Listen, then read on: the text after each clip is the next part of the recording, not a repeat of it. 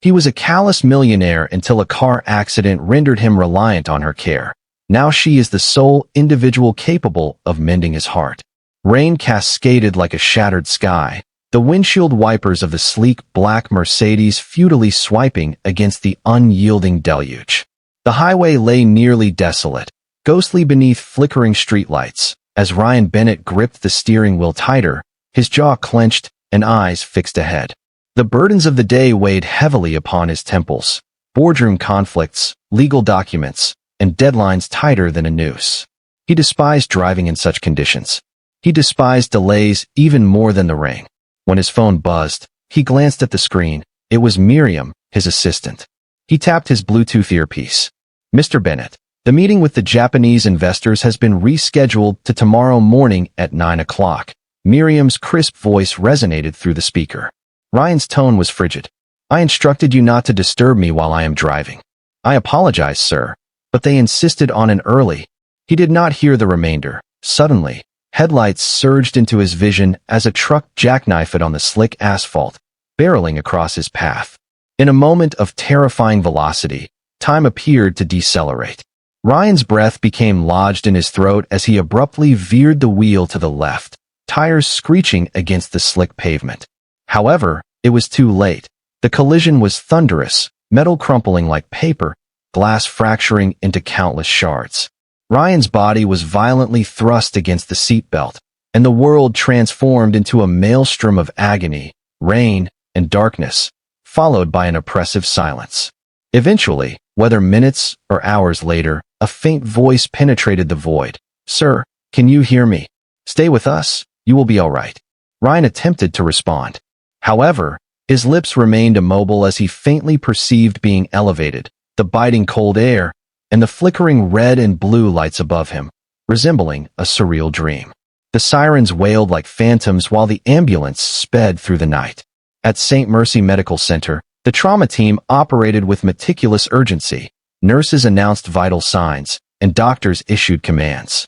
Blood stained the immaculate white of his shirt, ribs were fractured, his left leg was shattered, and internal bleeding was severe. His identity was only confirmed upon the examination of his wallet. Ryan Bennett, CEO of Bennett Holdings' net worth approached 9 figures. A man who once wielded power and precision now lay as a mere broken body on a gurney. As the surgery commenced, the storm outside persisted in its violent symphony, with the rain unrelenting. Hours later, in a tranquil corridor adorned with muted blue walls, the chief surgeon emerged and removed his mask. "He's stable," he stated, "but the path to recovery will be arduous." The nurse beside him nodded somberly, inquiring, "Does he have family?" The surgeon replied, shaking his head, "No next of kin listed, only an assistant. We will require someone to attend to him post-surgery, someone patient, someone compassionate." Meanwhile, in another part of the city, a young woman named Clara Hayes was concluding her modest yet inviting in-home care practice. It was late, and she was fatigued after spending the day caring for a retired schoolteacher with dementia, preparing meals for another client afflicted with Parkinson's, and ensuring a young boy with a broken leg was comfortable. She smiled at least twice during her therapy session when her phone rang. It was Dr. Livingston from St. Mercy. Her heart skipped a beat. "Is everything okay?" she inquired. "I have a patient," the doctor replied, "who requires long-term, intensive rehabilitation. He is not the easiest individual. But I know you. Clara, you never turn away someone in need." Clara paused, inquiring, "What is his name?" "Ryan Bennett," she replied, frowning as the name resonated with familiarity. "He was involved in a car accident. He is alive, but barely. I would not ask if I had an alternative." She gazed out the window, watching the rain cascade down the glass like tears. A profound sensation stirred within her, a quiet voice that she had learned to trust. "I will be there first thing in the morning." Meanwhile, at the hospital, Ryan stirred. His face was bruised and pale, his body enveloped in gauze and casts, while machines beeped steadily, a gentle reminder of his continued existence. In his dream, tethered to reality, he was a child once more, standing at the lake's edge, his mother's hand in his. The water shimmered, and she smiled down at him, embodying warmth and gentleness, qualities absent from his adult life. Suddenly, The light waned, her smile dissipated, and he found himself alone. He awoke abruptly, gasping, his chest heaving against the bandages. Pain assailed him like an old adversary. A nurse entered swiftly, stating, "Mr. Bennett, you are in the hospital. You were involved in a serious car accident. You are safe now." He blinked, attempting to focus on the sterile room around him. His voice, unfamiliar, was scarcely a whisper. It had been 2 days since the accident. He had successfully undergone surgery, yet his recovery would require time. He attempted to sit up, but agony surged through his body, prompting him to grit his teeth. "I want my phone." "You need rest." "I do not care. Bring me my phone." The nurse merely regarded him with pity before departing. Alone, Ryan fixated on the ceiling. His once orderly, powerful, and calculated world had crumbled into pain and silence. Tomorrow, a stranger named Clara would enter his life, unwittingly initiating a transformation. The room was dimly lit, illuminated solely by the pale glow of early morning seeping through the blinds. The steady beeping of monitors resonated softly in the background. Ryan Bennett lay motionless, his expression devoid of emotion, yet his eyes were wide open, fixated on the ceiling with a distant, almost detached gaze. He heard the door creak open as Dr. Michael Carter entered, clipboard in hand, his demeanor grave yet composed.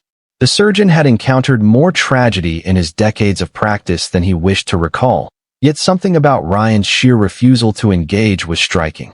Despite his broken state, Mr. Bennett appeared vulnerable, prompting a momentary hesitation from the doctor.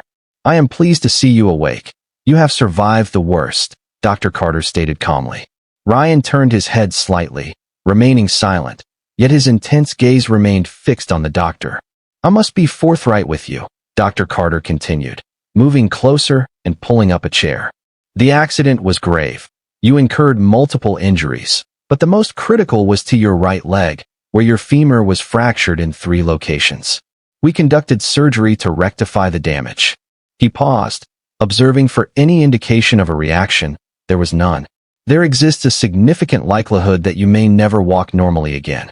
Silence enveloped the room as Ryan blinked slowly, seemingly assimilating the words meticulously. Yet, he remained silent. No gasp, no outrage, no denial. Only a profound, chilling quiet.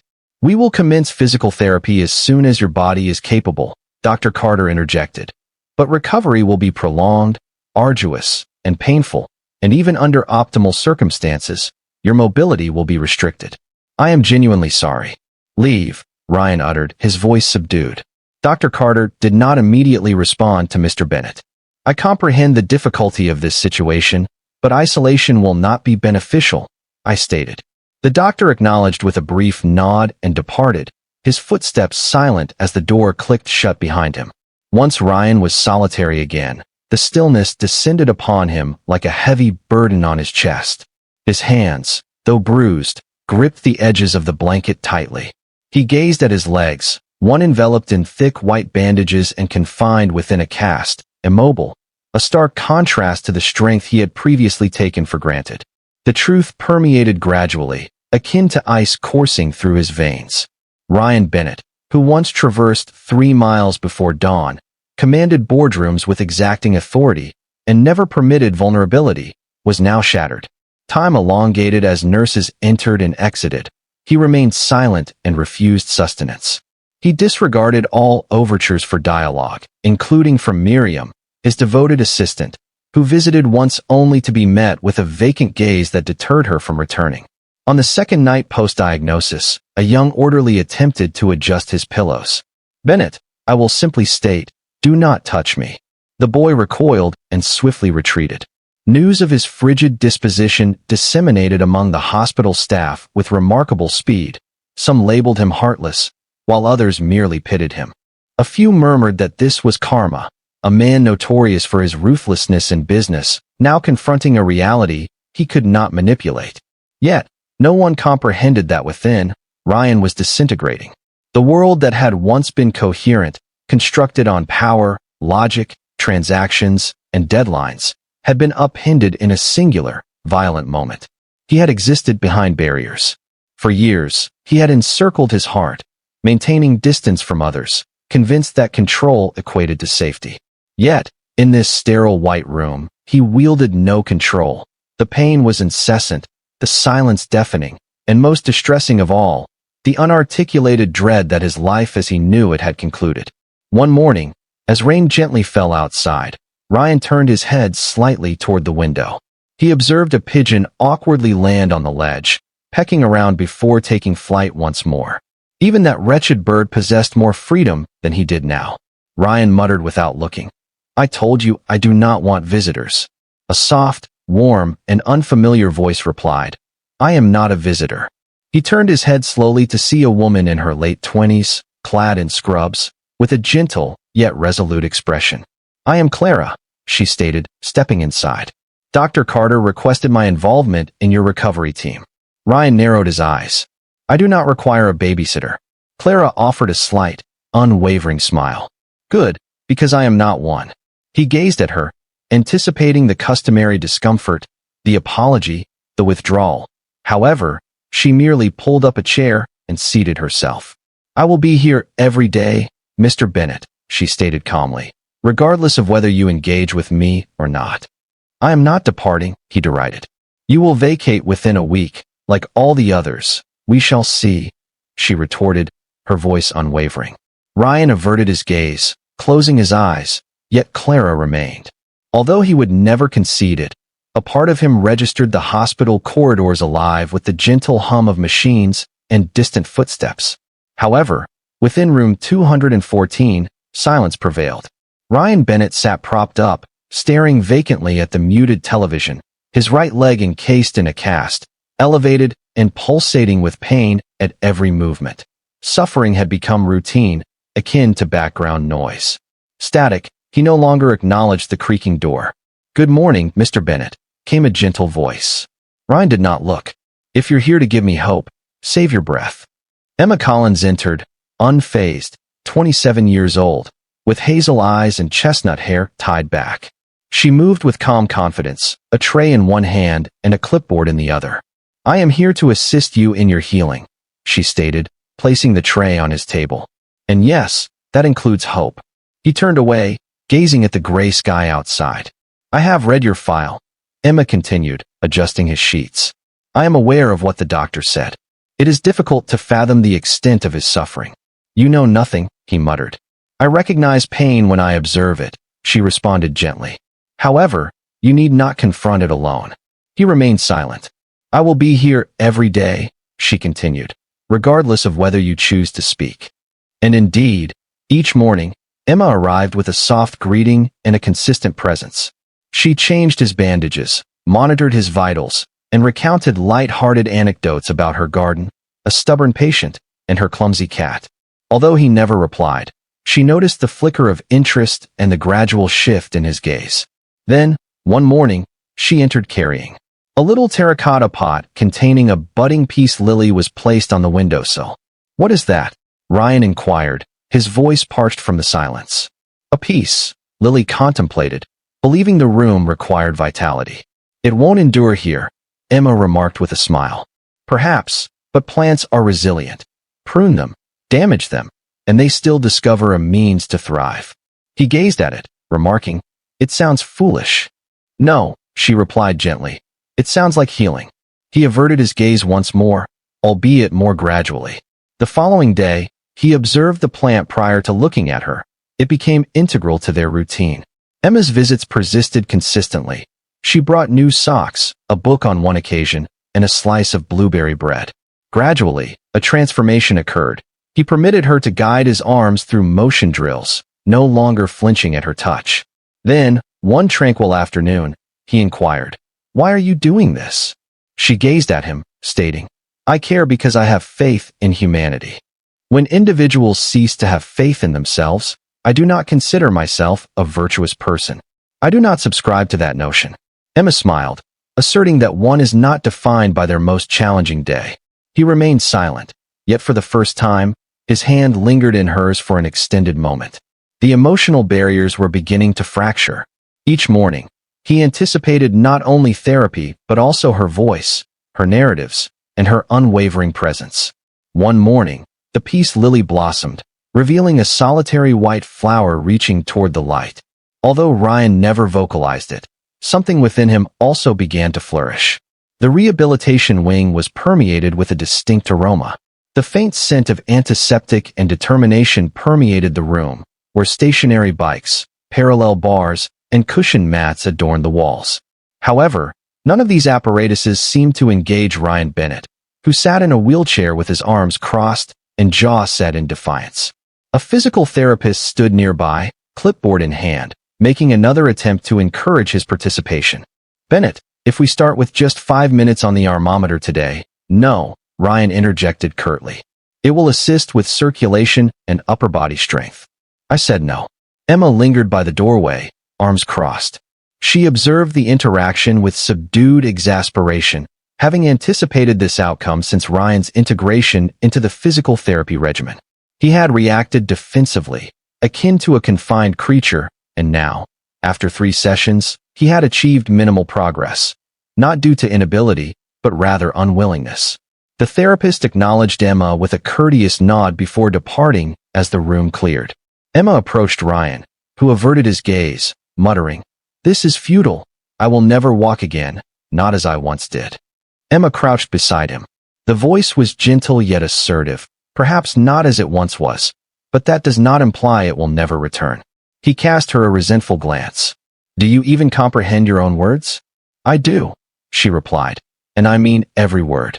Healing is not a regression, it is a progression." Ryan gazed down at his immobile leg, the burden of defeat weighing heavily upon him. "You do not understand. You have no concept of what it means to be diminished." Emma experienced the impact of his words, yet remained resolute. "You are not diminished," she stated softly. "You are still present, still alive, still capable of endeavoring." Ryan's laughter was devoid of humor, sharp and cutting. "Endeavoring? What do you believe I have been doing my entire life? I constructed everything from nothing. I labored more diligently than anyone, and now it has all vanished with a single collapse." Emma swallowed, acutely aware of his anguish. She had witnessed patients contend with fractured bones, failing hearts, and even cancer, yet emotional scars, those invisible wounds, were invariably the most challenging to mend. "I understand you. You are angry," she stated gently. "I understand you are mourning, but if you allow that anger to prevail, you will forfeit more than just your mobility." He remained silent, and an extended silence ensued between them. Emma gradually stood up. "I will return later to change your dressings." She turned to leave, but hesitated at the door. "Ryan, whether you have faith in yourself or not, I still do." That evening, she sat alone in the nurse's lounge, her hands cradling a tepid cup of tea, her heart burdened. For weeks, she had devoted every ounce of her being to his care, including his meals and pain management. Her emotional well-being was compromised, and each day resembled an ascent up an increasingly steep mountain. She rested her head against the wall and whispered, "Is it even worth it? Does he even desire assistance?" Yet, deep down, she already understood the answer. It was not about her, but rather about being present for someone who had never experienced being acknowledged beyond their achievements and defenses. The following morning was marked by a gentle rain that speckled the window panes, casting silvery shadows across the floor as Emma walked. Proceeding towards room 214 as customary, a tray in her hands and her heart slightly burdened compared to the previous day, she halted at the doorway, nearly losing her grip on the tray. Mere feet from the hospital bed stood Ryan, perspiration cascading down his face, arms quaking as he clutched the four-pole for support. His casted leg barely hovered above the floor, while his uninjured leg remained firmly planted. His face was contorted in agony, yet his eyes radiated determination as he endeavored to stand. "Ryan!" Emma exclaimed, rushing in and placing the tray down without diverting her gaze from his body. He swayed slightly, and she grasped his arm to steady him. "What are you doing?" she inquired, her voice imbued with shock and a hint of hope. His breathing was labored. "I just needed to try." Emma's hand remained on his back, her palm warm against the hospital gown. "You do not have to do this alone," she said, her voice quivering. "Let me help you." For the first time, Ryan's eyes met hers. The walls crumbled. There was no anger in his gaze, no pride, no control, only raw, unfiltered vulnerability. His eyes shimmered, not merely from the pain in his leg, but from the profound ache he had silently borne, the ache of being fractured in multiple dimensions. "I do not know how," he whispered. "I do not know how to accept assistance." Emma nodded slowly, then suggested, "Let this be the first time." He remained silent, yet leaned into her ever so slightly, allowing her to share some of the burden. In that moment, something transformed, not in his leg, nor in the room, but within his heart. It was not the act of standing that held significance, but the act of not standing alone. The days coalesced into a blur of therapy. Ryan Bennett's sessions transitioned from obstinate resistance to tentative advancement. His legs still ached with each step, yet he consistently attended, as did Emma. Each morning, she welcomed him with unwavering warmth. She neither exerted excessive pressure nor permitted him to surrender. Her presence beside him was akin to the tide, patient and constant. Between exercises, their conversations began awkwardly but gradually evolved. One afternoon, as Ryan rested after a balance drill, he observed Emma seated nearby. "Why nursing?" he inquired, his voice subdued. She offered a faint smile.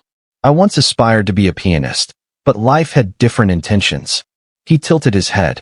"That sounds like a story." Emma hesitated before meeting his gaze.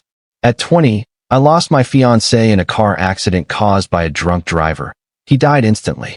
I was meant to be with him that night, but stayed late for a class. The what-if tormented me." Ryan remained silent, listening. "I could no longer bear witnessing others suffer, so I became a nurse," she stated. "Helping others alleviated the pain." "I apologize," he said, his voice laden with more than mere sympathy. Emma offered a slight nod. After a moment, he continued, "I always perceived the need for others as a sign of weakness. I constructed my life around being impervious, no attachments, only control." He cast his gaze downward. "However, when I lost everything, I came to realize my error." Emma leaned forward, her voice gentle. "You are not alone in this. Most of us are merely striving to stay afloat." He exhaled a weary breath.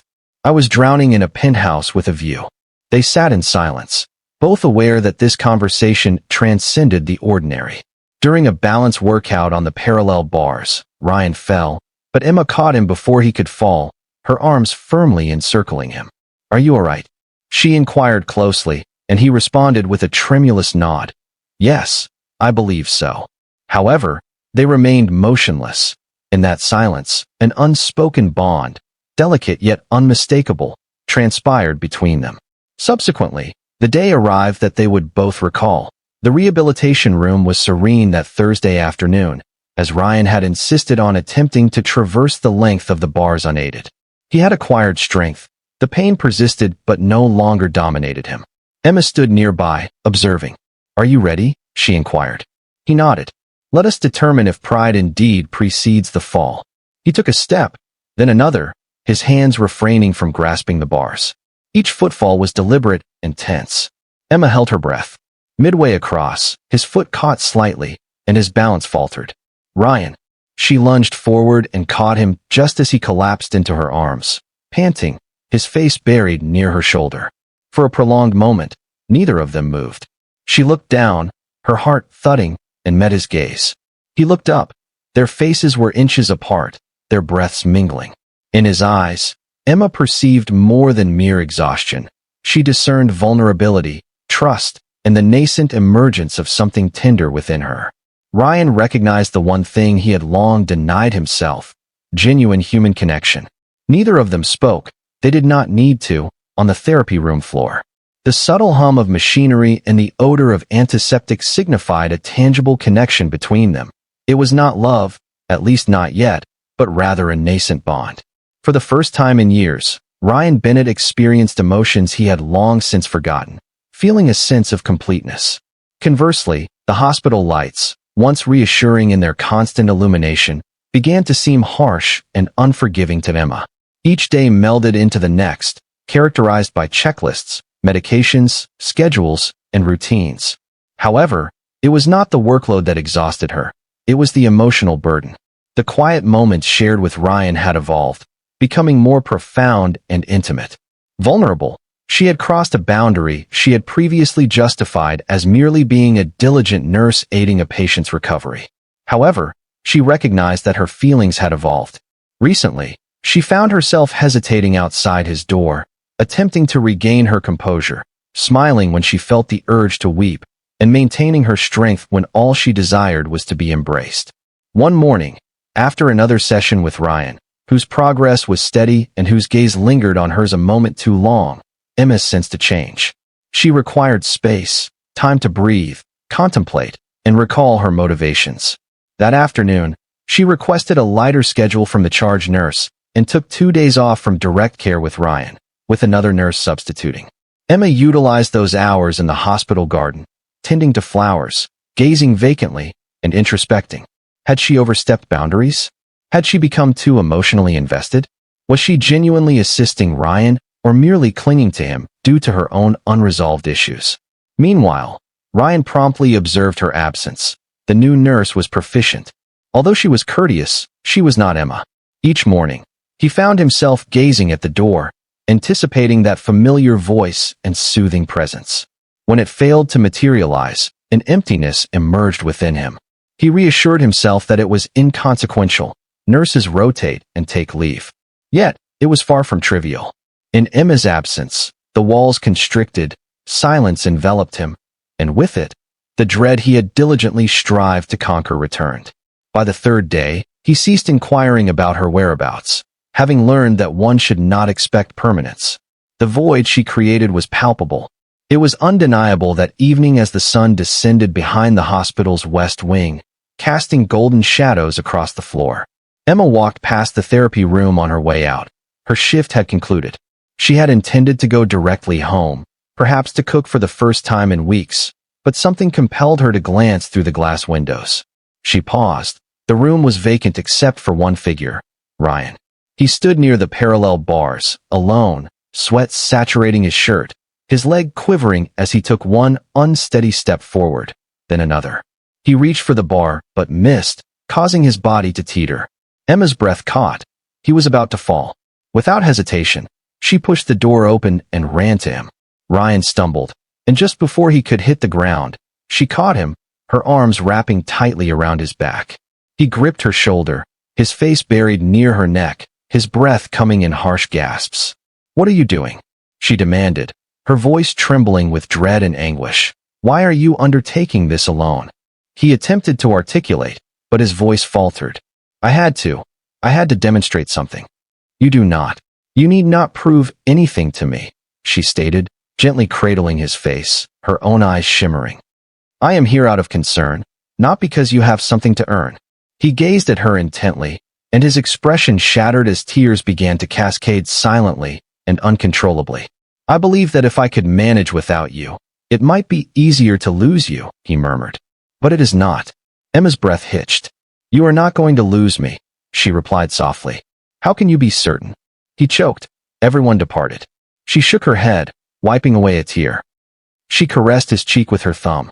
"Not everyone, not me." Ryan leaned into her, his body trembling not from pain, but from the release of an unacknowledged grief. A grief not of shattered bones, but of a fractured belief in his unlovability, unworthiness, and unnecessity.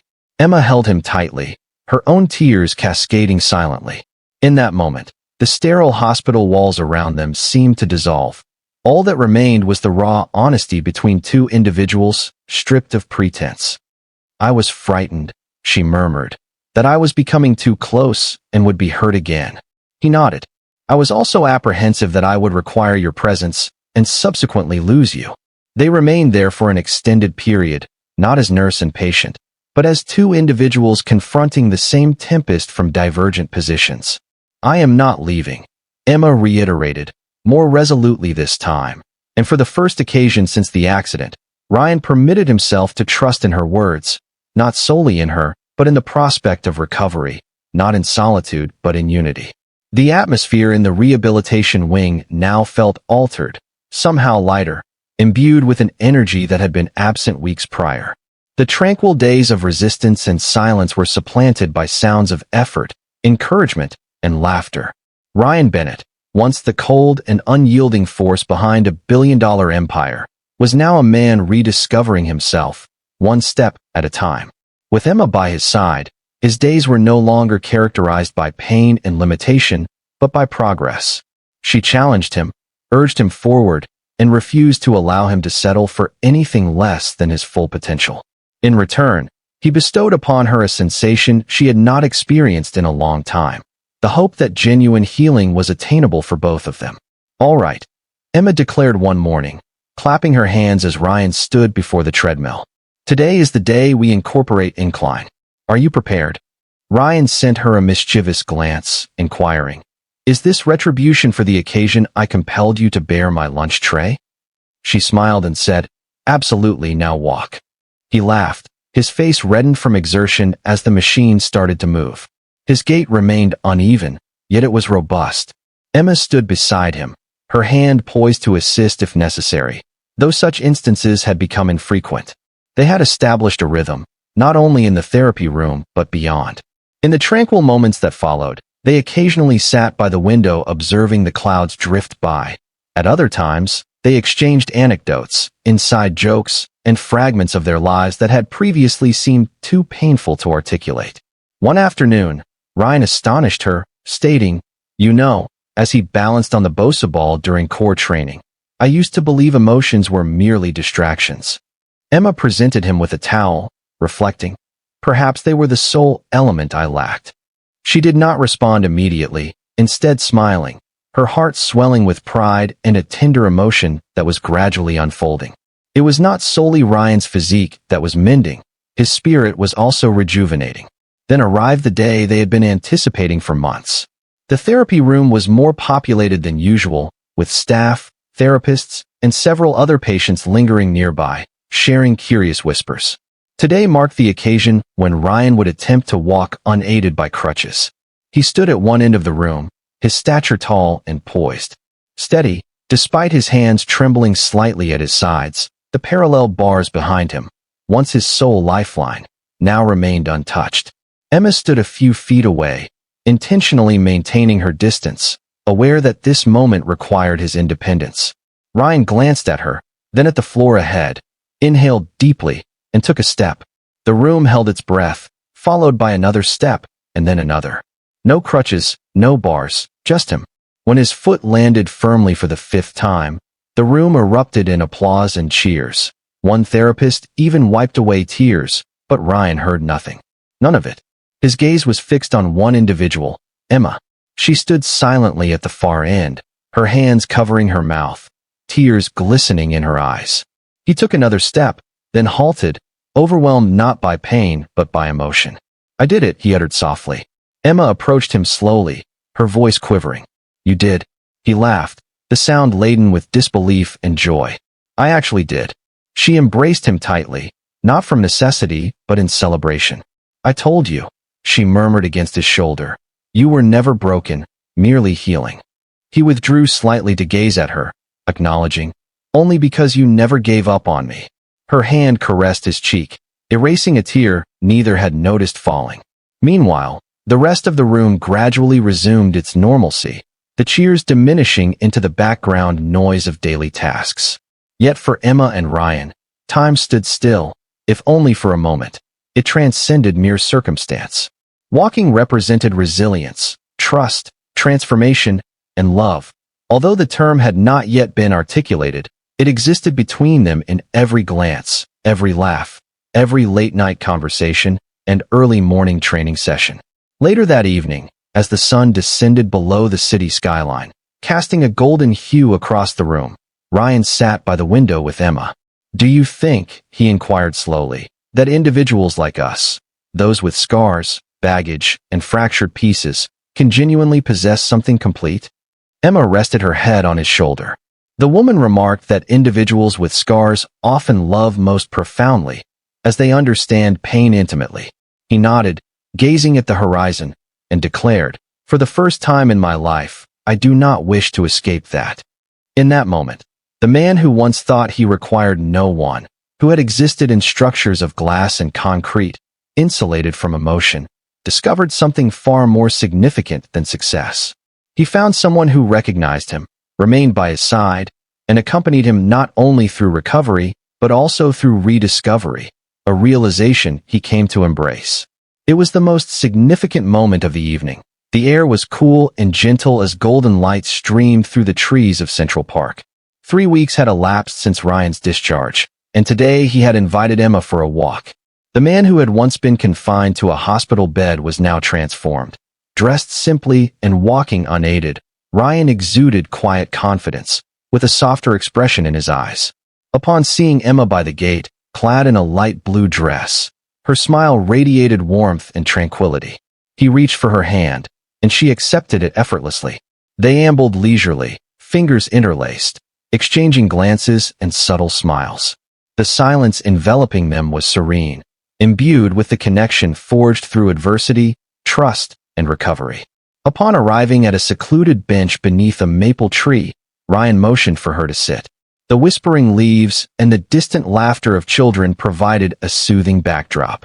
He turned to her and said softly, "Emma, you aided my physical recovery, but more significantly, you enabled me to experience emotions once more. You taught me the art of vulnerability." Her eyes brimmed with tears. "I have constructed barriers my entire life," he continued. "Yet you traversed them effortlessly, and now I cannot envision my existence without you." He grasped her hand firmly. "I love you, Emma. I am in love with you." Her tears flowed unabated, yet her smile radiated. "Ryan, I have long awaited those words," she said, placing her hand on his chest to feel his heartbeat. "I love you too," she whispered. "Not merely the man who walks again, but the man who allowed himself to be vulnerable." He smiled softly, filled with gratitude and something novel. Under the amber glow of sunset, they kissed gently and profoundly, marking not an ending but a beginning. As they sat together, foreheads touching and eyes closed, the world moved quietly around them. For Ryan and Emma, nothing else mattered. In each other, they discovered not only healing but also a sense of home. Thank you for accompanying us on this poignant journey of healing, resilience, and love. Ryan and Emma's narrative serves as a reminder that even in our darkest moments, compassion can illuminate the path, and sometimes the individuals who enter our lives, those who unexpectedly assist us in rediscovering our true selves, are often the very individuals we need. If this narrative resonated with you, evoked a smile, or elicited tears, please contemplate subscribing to Soul-Stirring Stories. We present poignant, uplifting narratives that illuminate the significance of kindness, the allure of second chances, and the fortitude derived from love. Click subscribe, activate the notification bell, and ensure you never overlook a story that resonates with your spirit. Until next time, remain kind, maintain hope, and continue to believe in the enchantment of genuine life miracles.